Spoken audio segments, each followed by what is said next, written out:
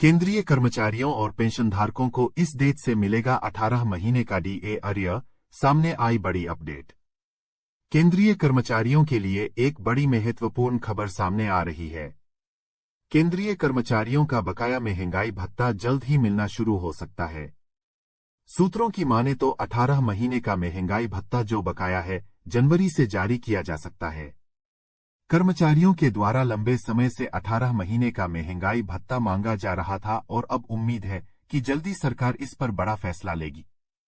खबर उनके कर्मचारियों के लिए बेहद खास है जो अपनी दैनिक आवश्यकताओं को पूरी करने के लिए कठिनाइयों का सामना कर रहे थे। बकाया महंगाई भत्ता मिलने से उनके वित्तीय स्थिति में सुधार होगा, उनके साथ ही उनके मनोबल में भी वृद्धि होगा। महंगाई भत्ता एक प्रकार का भत्ता है जो सरकारी कर्मचारियों को महंगाई के प्रभाव से काम करने के लिए दिया जाता है। सरकार के द्वारा समय समय पर महंगाई भत्ता में बढ़ोतरी की जाती है। महंगाई भत्ते की गणना आमतौर पर उपभोक्ता मूल्य सूचकांक के आधार पर होता है। जब उपभोक्ता मूल्य सूचकांक बढ़ता है तब महंगाई भत्ता भी बढ़ जाता है। महंगाई भत्ता एक प्रकार का भत्ता है जो सरकारी कर्मचारियों को महंगाई के प्रभाव से काम करने के लिए दिया जाता है। सरकार के द्वारा समय समय पर महंगाई भत्ता में बढ़ोतरी की जाती है। महंगाई भत्ते की गणना आमतौर पर उपभोक्ता मूल्य सूचकांक के आधार पर होता है। जब उपभोक्ता मूल्य सूचकांक बढ़ता है तब महंगाई भत्ता भी बढ़ जाता है। केंद्र सरकार ने घोषणा किया है कि 18 महीने का महंगाई भत्ता 25 नवंबर से शुरू होगा और 25 नवंबर को कर्मचारी अपना पहले महंगाई भत्ता जो बकाया है उसे प्राप्त कर पाएंगे। साथ ही बढ़ जाएगी कर्मचारियों की सैलरी। 8वां पे कमीशन को लेकर मोदी सरकार ने बनाया नया प्लान।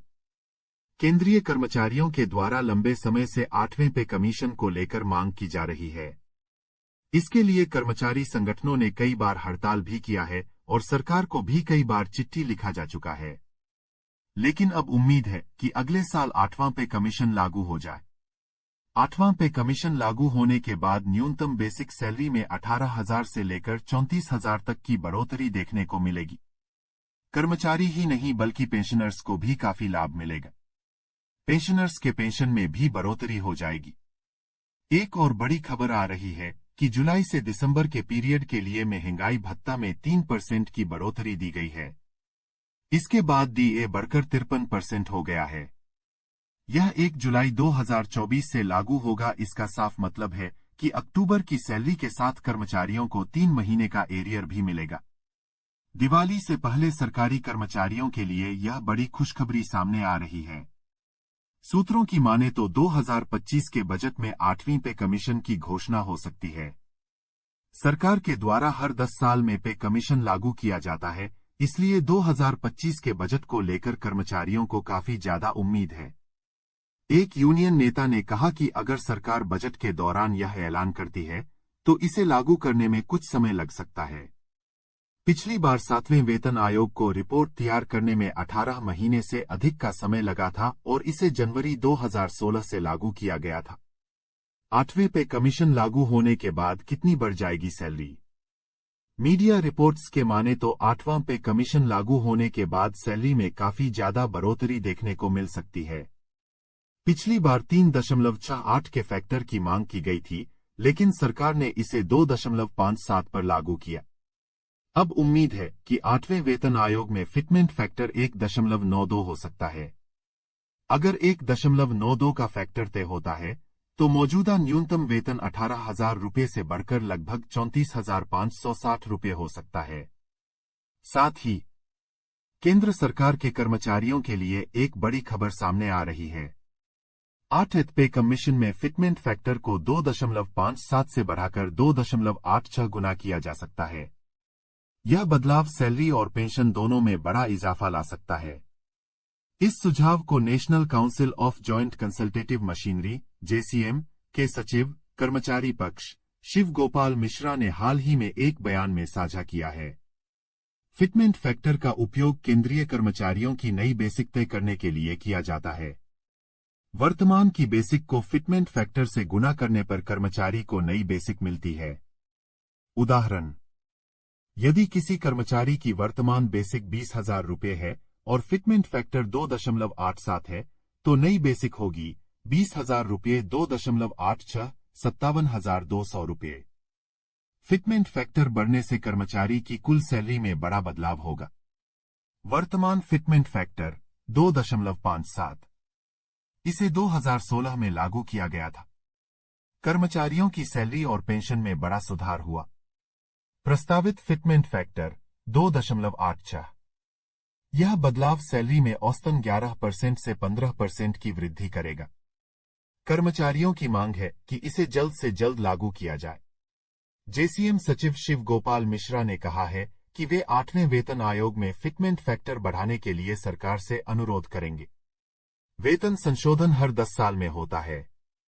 यह कर्मचारियों के जीवन स्तर को बेहतर बनाने और महंगाई के प्रभाव को कम करने के लिए जरूरी है। सैलरी में इजाफा। कर्मचारियों की कुल सैलरी में 10% से 15% तक की वृद्धि होगी। पेंशन में सुधार। पेंशनभोगियों को भी इसका सीधा लाभ मिलेगा। जीवन स्तर में सुधार। महंगाई के बढ़ते दबाव को कम करने में मदद मिलेगी।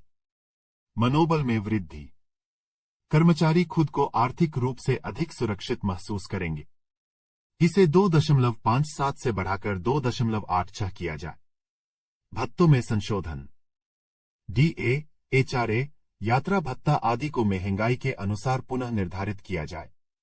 8वें वेतन आयोग में फिटमेंट फैक्टर बढ़ाने का प्रस्ताव केंद्रीय कर्मचारियों के लिए आर्थिक रूप से फायदेमंद साबित हो सकता है। यह न केवल उनकी सैलरी और पेंशन को बढ़ाएगा, बल्कि उन्हें बढ़ती महंगाई से निपटने में भी मदद करेगा। हालांकि सरकार द्वारा 8वें वेतन आयोग की घोषणा और उसकी सिफारिशों का इंतजार किया जा रहा है।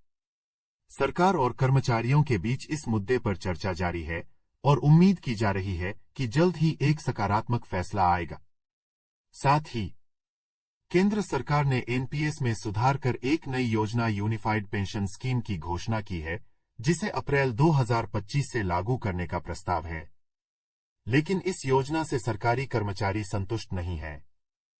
उनका कहना है कि यूपीएस केवल एनपीएस का एक विस्तारित संस्करण है और इसमें सामाजिक सुरक्षा और गैरअंशदायी पेंशन के लाभ नहीं मिलते। ओपीएस एक गैरअंशदायी पेंशन योजना थी, जिसमें कर्मचारियों को सेवा समाप्ति के बाद उनकी अंतिम तनख्वाह का 50% पेंशन के रूप में मिलता था। वर्तमान में पेंशन पात्रता के लिए 25 वर्ष की सेवा अनिवार्य है। कर्मचारी इसे घटाकर 20 वर्ष करने की मांग कर रहे हैं। कर्मचारी चाहते हैं कि अंशदायी निधि को जीपीएफ की तरह मान्यता दी जाए और सेवानिवृत्ति पर ब्याज सहित राशि की वापसी सुनिश्चित की जाए। यूपीएस एनपीएस में मिलने वाले लाभ पुरानी पेंशन योजना के बराबर नहीं है। कर्मचारी मांग कर रहे हैं कि वीआरएस, स्वैच्छिक सेवानिवृत्ति या अनिवार्य सेवानिवृत्ति के मामले में संपूर्ण राशि लौटाई जाए। इसमें सामाजिक सुरक्षा सुनिश्चित हो। 17 नवंबर 2024 को नई दिल्ली के जंतर मंतर पर all India NPS employees federation के बैनर तले महारैली आयोजित होगी। इस रैली में लाखों कर्मचारियों के शामिल होने की उम्मीद है। यह कर्मचारी देशभर से आएंगे, जिनमें दिल्ली, उत्तर प्रदेश, उत्तराखंड, पंजाब, हिमाचल प्रदेश, तमिलनाडु, महाराष्ट्र, चंडीगढ़ और असम जैसे राज्यों के कर्मचारी संगठन शामिल है। ओपीएस बहाली के लिए केंद्र सरकार पर दबाव बनाना। यूपीएस और एनपीएस के खिलाफ कर्मचारियों की एकजुटता दिखाना।